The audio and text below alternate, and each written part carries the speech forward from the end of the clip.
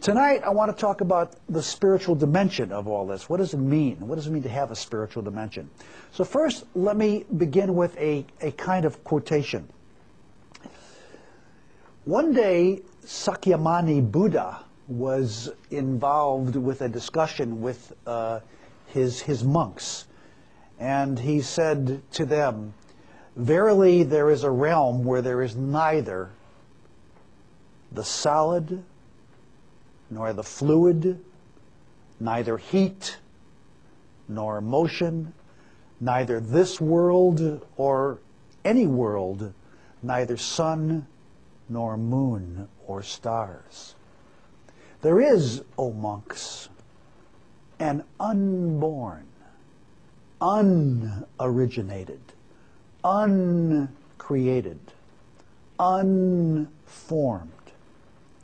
If," he says, "if there were not this unborn, this unoriginated, this uncreated, and this unformed, escape from this world of the born, the originated, the created, and the formed would not be possible." Now, what the heck was the Buddha talking about?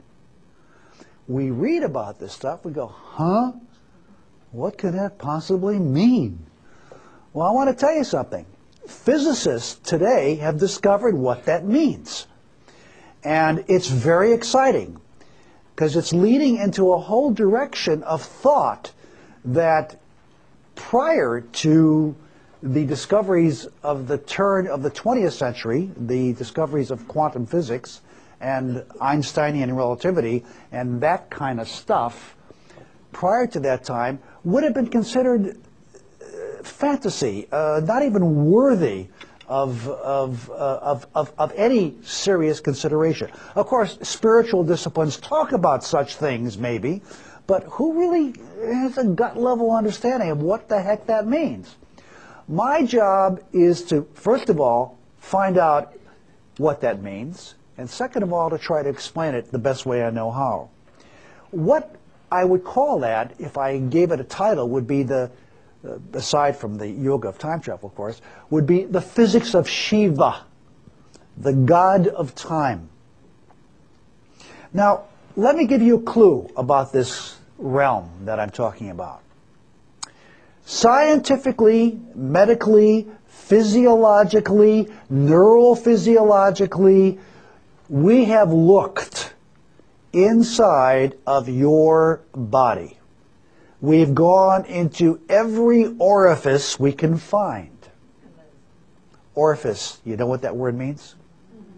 Okay, if you don't, it's hole. Okay, every orifice in your body.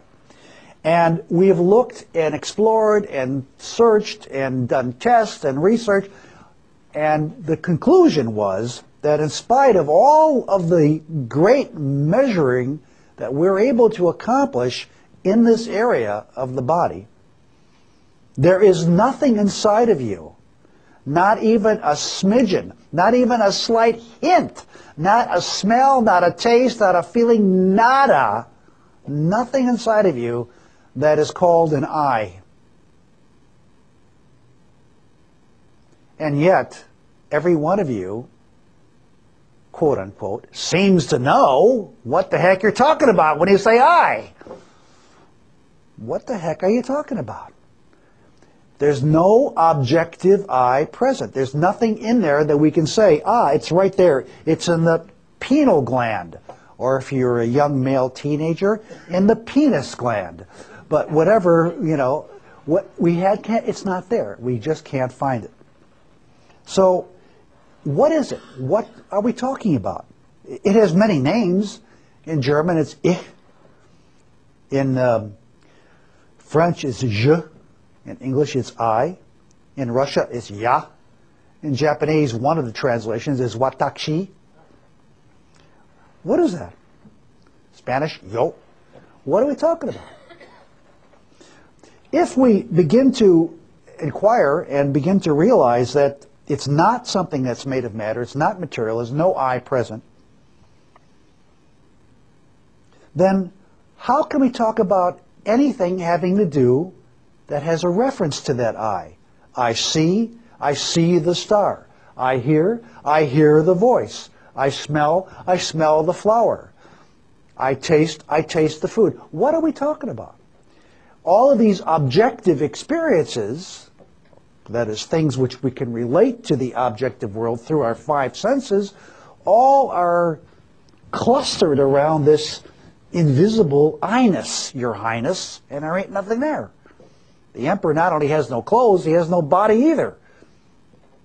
So what is going on? Well, that's an interesting question, and that is part and parcel of what the yoga of time travel is really all about.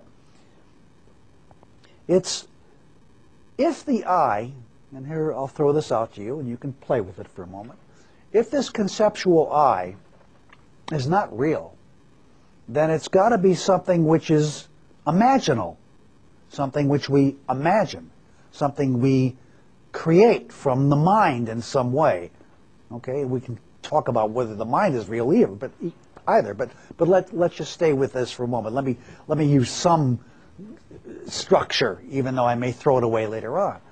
If we say that, then it's conceptual, then that means that it's subject to change. I mean, this may be hard to change because it seems to be pretty solid. Later on, we'll find out what that solidity is all about. But right now, I'll take it for granted it's solid. It doesn't seem to be subject to much change. But the I is not even solid. So what can it mean? Is it changeable? Well, if it is changeable, what would happen if we began to cultivate, to instigate, to promulgate, to propagate, to get out there the idea that let's start changing what we mean by our I and see what kind of universe we can create? Is it possible that things could change if we begin to change the I? Not only that, suppose we become aware of how we can use this I, change it, modify it, make it bigger, make it smaller, see where it gets caught in traps, see where it is allowed to get free, see how it changes, and begin to possibly exercise a kind of, I won't use the word control, but let's say a resonance with. What could we learn from that? From my understanding of this, and from the teachings of ancient Indian philosophy, particularly those of Patanjali, who wrote something called the Yoga Sutras, this is not only a question worth considering, it is the only question worth considering. It is the question.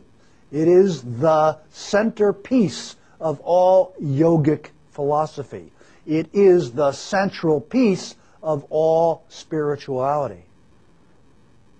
It is the only thing we really can deal with in our quest for spiritual resonance with God, with Spirit, with your wife or your husband, or George Bush or John Kerry.